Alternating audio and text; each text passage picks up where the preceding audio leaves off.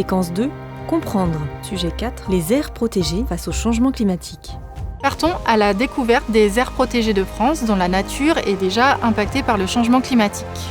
Mais que sont les aires protégées et à quoi servent-elles ? Qu'est-ce qu'une aire protégée ?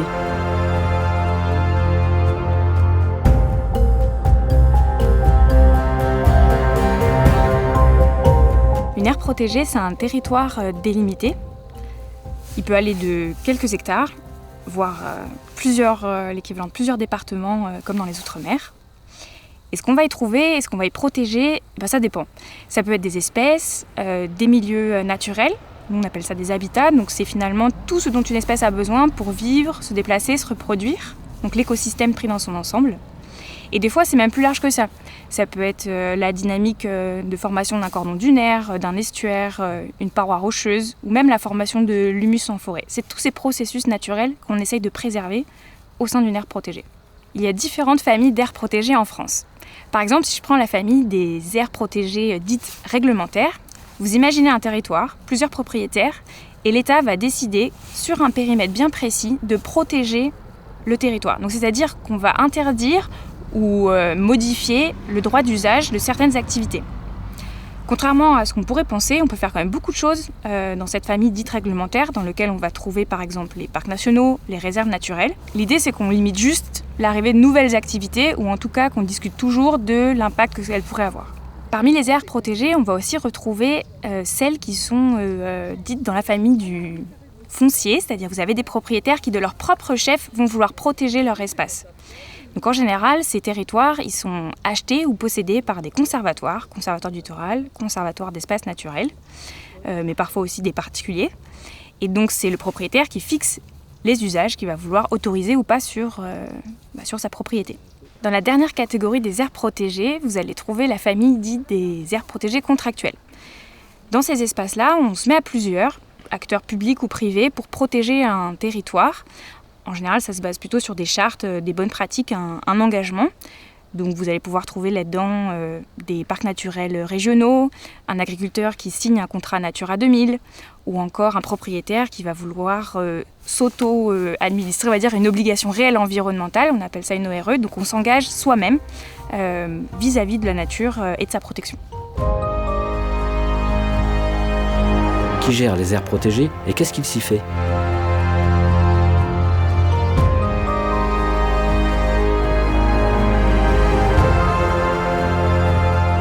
Des acteurs variés comme des associations de protection de l'environnement telles que la Ligue pour la protection des oiseaux ou France Nature Environnement pour ne citer que, des collectivités territoriales comme une communauté de communes ou un département, ou encore l'Office français de la biodiversité, un établissement public directement rattaché à l'État.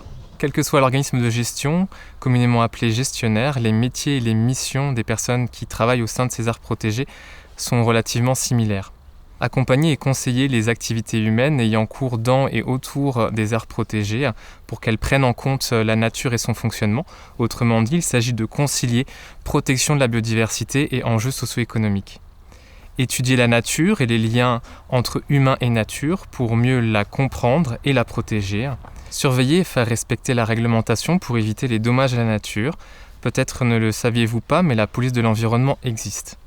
Renaturer les milieux naturels, pollués ou dégradés, entretenir, maintenir des activités traditionnelles, comme par exemple le pastoralisme extensif pour maintenir des milieux ouverts, et pour finir, éduquer et sensibiliser tous les publics à la nature, ses merveilles et ses fragilités. Comment le changement climatique impacte-t-il les aires protégées et leurs gestionnaires ?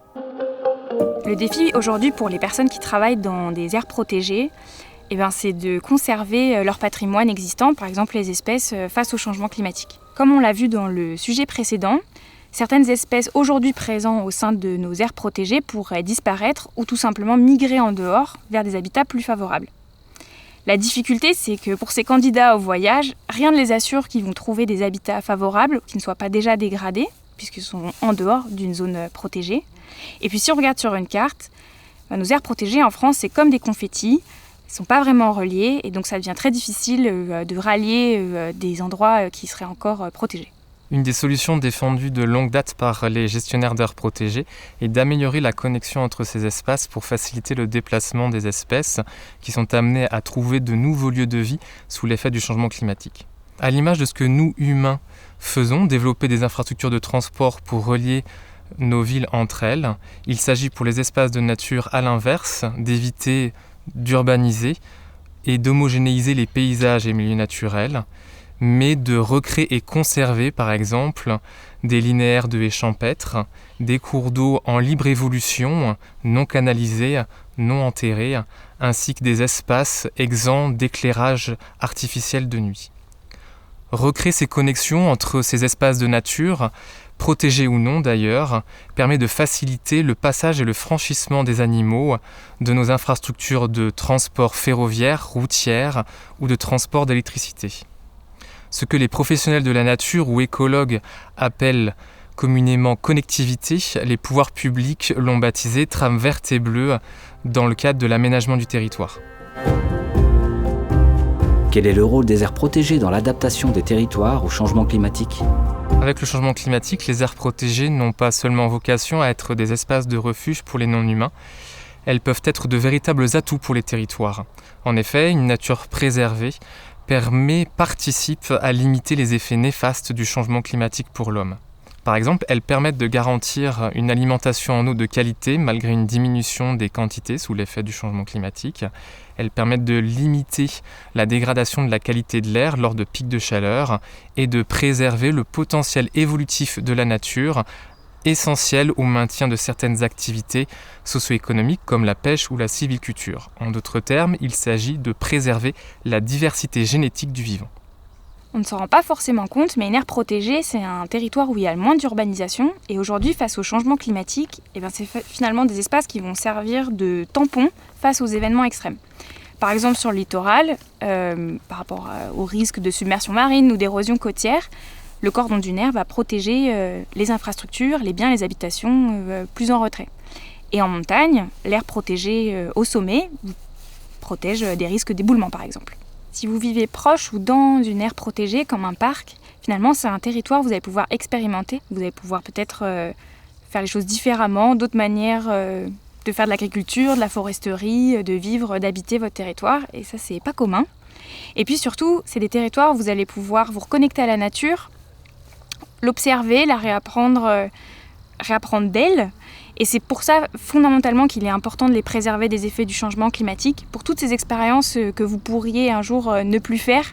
Donc si vous voulez profiter de cette nature un peu plus protégée qu'ailleurs, ce qui est important, c'est de limiter individuellement et collectivement notre consommation d'énergie et de matières premières.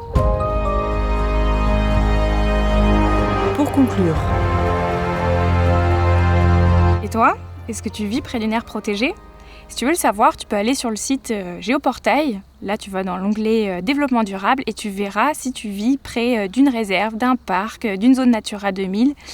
Toutes ces aires protégées, elles ont, comme on l'a vu, des spécificités. Donc n'hésite pas à les découvrir. Et puis si tu veux t'impliquer, faut poursuivre le MOOC. Éléments à retenir.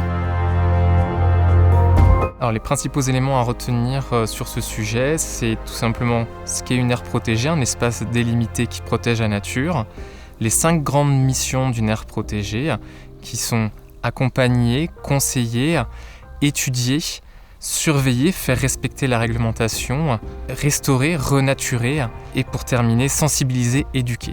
Que les aires protégées sont impactées par le changement climatique, mais qu'elles sont également un réel atout pour les territoires dans leur adaptation face au changement climatique.